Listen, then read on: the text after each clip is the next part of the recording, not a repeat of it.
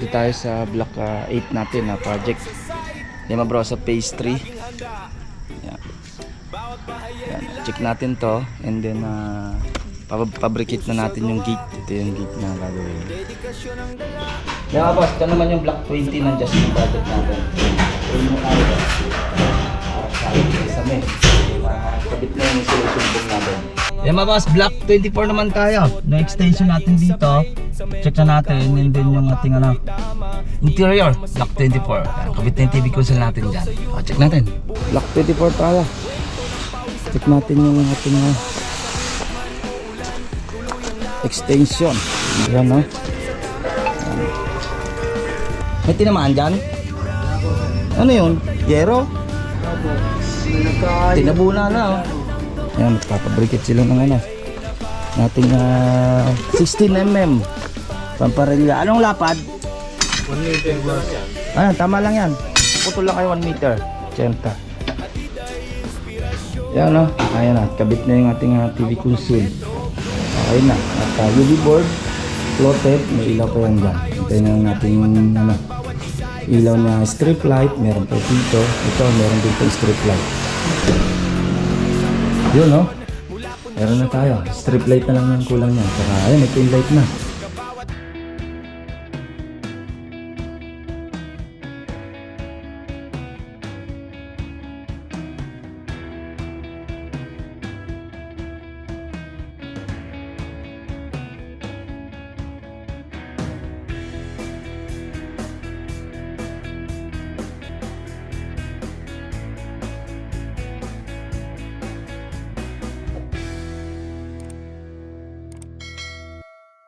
Yan nga ba sa good morning, good morning. Dito tayo sa block 8 natin na project. Yan bro, sa phase 3. Yan.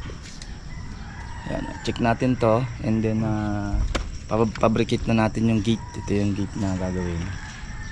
Dito, saka doon, saka yung grills natin nilalagay doon. Pabricate na natin. And then check na rin natin yung interior nitong block 8, block 20, Jasmine din, yung block 24. Ito yung gate check natin boss. Yan boss, project update tayo. Itong block 8 ng Jasmine project. Ito, lagyan natin ng step natin. Yan, step na tayo. Yan, tinas na lang natin yung yan kasi kinuha lang natin yung levelasyon to. Medyo mataas yung lupa nito.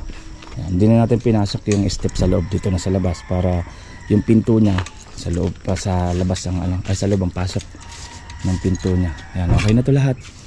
Ang kailangan ko na lang dito pintura and then yung gate, fabricate na rin naman yung gate. Nandyan na yung plano na sa gate to, na-flooring na. Okay na, ito naman ito lang naman ang grahe, nakarampa and then to, pwedeng mag-level to hanggang doon. Yan, katapon na lang natin to yung kalat natin dito. Okay, check natin dito. Ito, primer na tayo. Yung mga naghahasa kasi sila. Ito, primer na, kukulayan na rin naman to. Then sunod by January na siguro natin yung ito PVC panel. Check natin dito sa second floor. Puro pintura na tayo.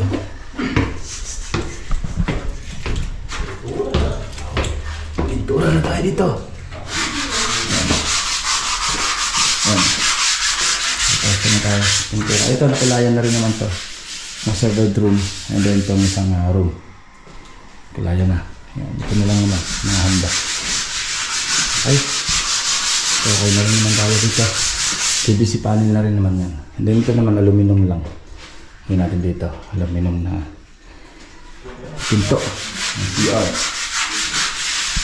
Okay. Ayan na. May kulay na tayo. Pababa na yung kulay. Mga bago nito, kalatian ng December, may kulay na to. Ito, pakakot na lang natin to. Hakot na yan. Okay. Project update natin, Jasmine. Yan mga boss, at check naman natin block 20. At electrical na yon para matakpan na. And then sunod yung tiles naman tayo. Check natin block 20 and then block 24, check na rin natin. Yan mga boss, ito naman yung block 20 ng Jasmine project natin. So yun yung tayo. Sa may. Kabit na yung installation book natin. Yan frame na tayo para sa ating Kaysa ayan, malimit tayo. Malimit yung ating carry channel. Lahat ng pamakuan ng yero, super lens, pinaglalagyan natin bracket para sa ating carry channel. Para sa ating carry channel. And then, ang pa rin yan, 30 cm or centimeter ang allowance lang natin. Ayan siya, napakatibay. Okay, masiyahan na rin naman to, wall. And then, hintay lang natin matapos itong frame. And then, matakpan. Dito na tayo sa tiles na tayo. Ito na wall partition. Lalayout na natin yung para sa wall partition dito para maabangan na yung electrical. Okay. Ito yung Block 20. Jasmine Project. Lemon Rosa Pastry din ito mga boss. Yan mga boss, Block 24 naman tayo. No extension natin dito. Check na natin. And then yung ating interior, Block 24. Ayan, kabit na yung TV console natin dyan. Check natin. Ayan na, Block 24 tayo. Check natin yung ating extension na slab.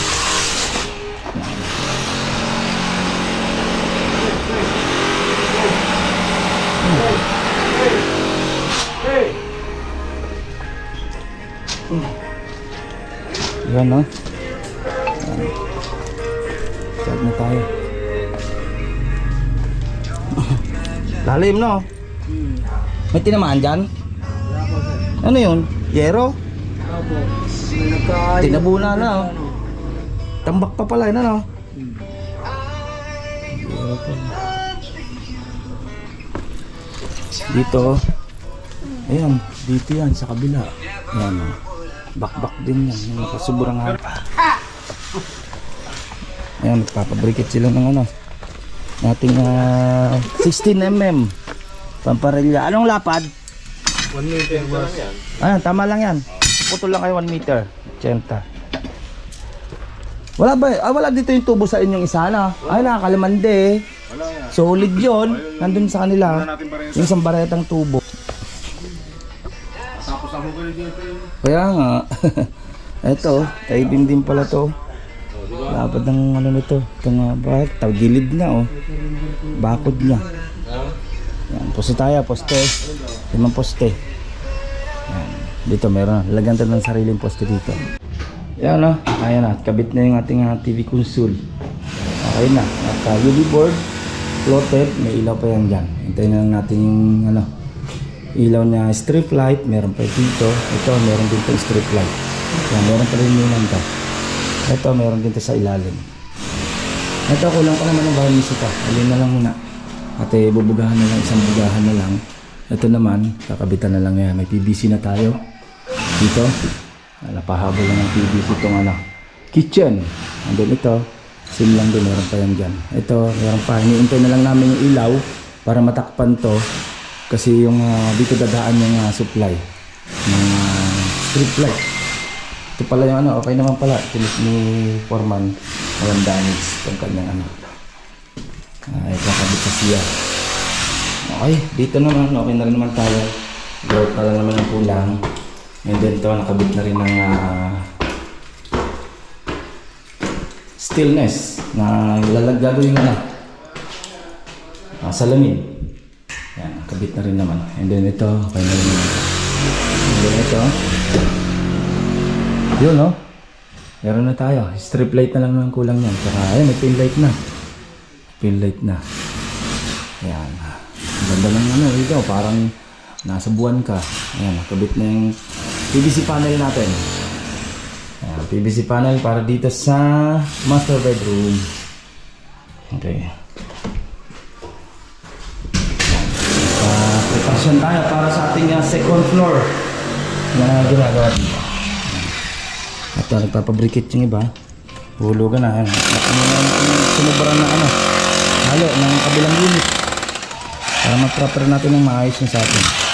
Yan buhos lang naman ang kalibrikan. Ay. Yan mga pas, yan ating kunting pasilip dito sa ating project ng Lemon Rosa Pastry San Antonio, Santo Tomas, Batangas. Block 8, block 20, and then itong block 24 na Lanaya.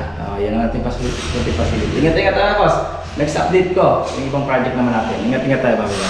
Ito pong J. Uragon Vlog, napakaganda po ng channel na ito, no? Tungkol po ito sa construction. Actual construction po ang channel na ito, no? Pag pinanood nyo po ito, panalo po kayo sa channel na ito. Napakaganda po ng mga video niya. Lalo na pong magaganda, no, yung mga iba't ibang design niya. Kakaiba po yung mga iba't ibang design niya sa mga kisame. Subukan nyo pong panoorin J. Uragon Vlog na ito. Matutuwa po kayo pag pinanood nyo po yung mga video niya. Maraming salamat po.